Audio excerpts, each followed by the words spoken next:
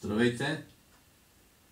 Искам да ви покажа как да конструирате едно семпличко блуз соло, така че да се усети хармонията, акордите, върху които свирите това соло.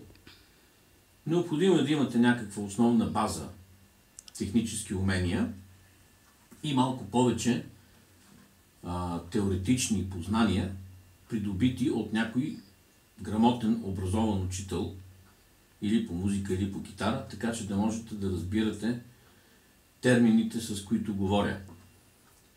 Солото ще бъде изградено от 12 такта блуз схема, която изглежда така. Тя е в ми мажор. Започваме с въведение.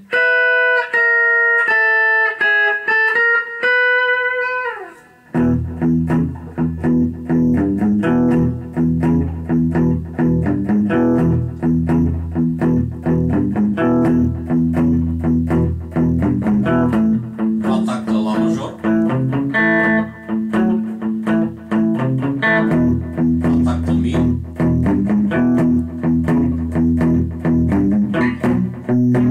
Един такт си. Един такт ла. Ми. Ла диез си. Ето го сега самото соло. Започваме в седма позиция, където ми мажор акорда звучи така.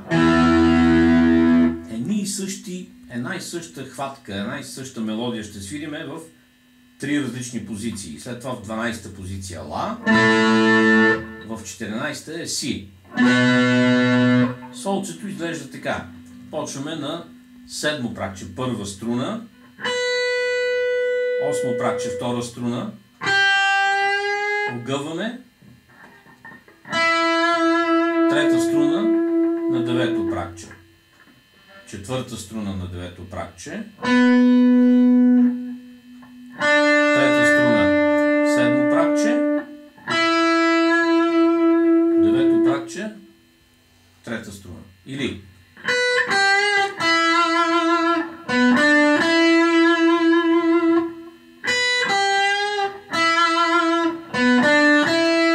същото нещо в 12-та позиция.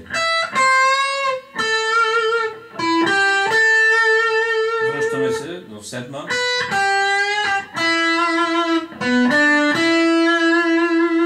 Четиринадесета позиция.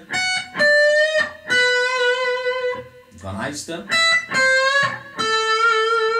Седма.